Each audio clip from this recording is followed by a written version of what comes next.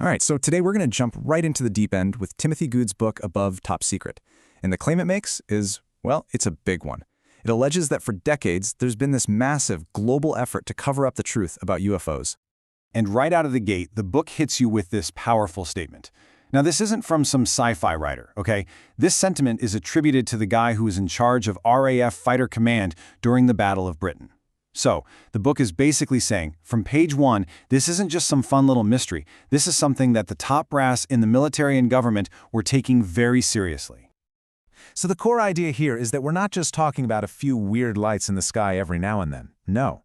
The book lays out how this has been a consistent phenomenon, reported for more than 40 years, from literally all over the world. And the sheer scale of it, it's just staggering. We're talking about more than 10,000 sightings. So, according to the author, this isn't just a bunch of random stories.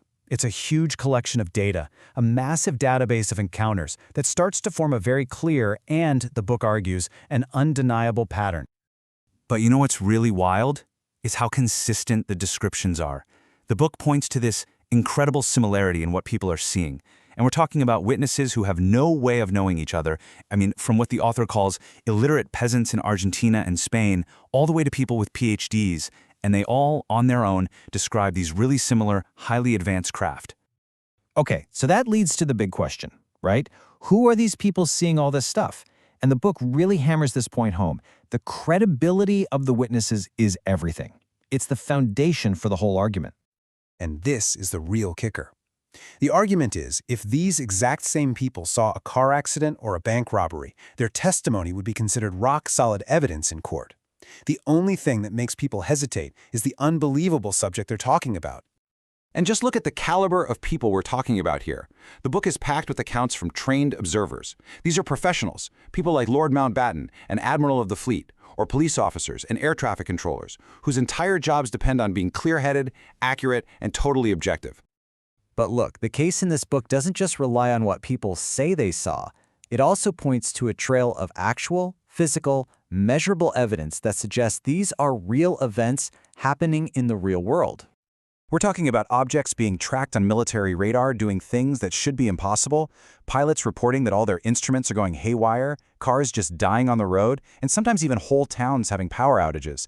And in some cases, there are very real physical effects on the people who get a little too close. To really get a sense of that human impact, the book goes deep into the 1967 encounter of a prospector named Stefan Michalak. He claimed he found a craft that had landed, he touched its exterior, which was hot and had no seams, and then got blasted by hot gas from some kind of vent. The result? He was left with first-degree burns on his chest in this weird grid pattern, a pattern that perfectly matched the vent he described. So this all leads to the central conflict that Above Top Secret really explores, this massive, unexplainable gap between the huge number of high-quality reports and the official stories the public is told. On one side, you've got the official explanations. Oh, it was just a weather balloon, or a meteor, or swamp gas. But on the other side, you have the actual facts of the reports, which just don't line up, right? A weather balloon doesn't make a sharp 90-degree turn on radar, and a meteor doesn't just hover silently over an airbase for minutes on end. Now, this whole contradiction is perfectly captured in what's probably Britain's most famous UFO case, which the book covers in a ton of detail. It happened over several days in Rendlesham Forest, right next to a UK airbase that was storing nuclear weapons. And this wasn't just a quick glimpse of a light. This was a multi-day event that a whole bunch of United States Air Force personnel witnessed. It kicks off with a security patrol seeing lights coming down into the woods. The next day, investigators find actual landing marks in the ground and radiation readings that were way higher than normal. And then, on the third night, it all comes to a head when the base's own deputy commander, Colonel Charles Halt, leads a patrol out there to see the object up close. And get this. This is a direct quote from Colonel Halt's official memo that he sent to the British Ministry of Defense. He's describing a structured craft that's moving intelligently, breaking up into multiple pieces, and shooting beams of light. I mean, that is a far cry from the eventual official explanation, which was a lighthouse? So you have to ask yourself, if these things are real, and they're being investigated by high-ranking military officers who are filing official reports, why is the public story so completely different? Well, the book's answer is blunt and to the point. It's a deliberate, systematic, worldwide cover-up. As evidence, the book points to declassified documents. Take this 1952 memo from the director of the CIA. It's not just talking about taking sightings seriously, it's also discussing how they could actually use the phenomenon for psychological warfare and how they needed a policy to keep the public from panicking. But according to the author, this control wasn't just about putting out press releases. No, it was about actively shutting down witnesses and making sure physical evidence disappeared. The book is just filled with stories that claim exactly that. You have witnesses being visited by these unnamed government officials and basically being told to keep their mouth shut. A police officer being pressured to sign papers to distance himself from the whole topic. Key evidence like the radar tapes from the Rendlesham incident just vanishes. Civilian photos and films are taken away, never to be seen again.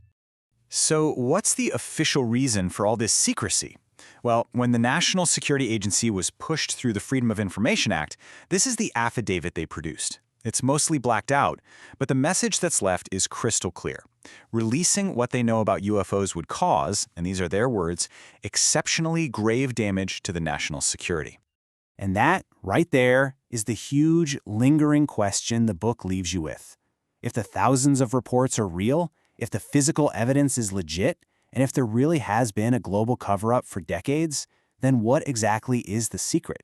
What is so important that it has to be protected at all costs?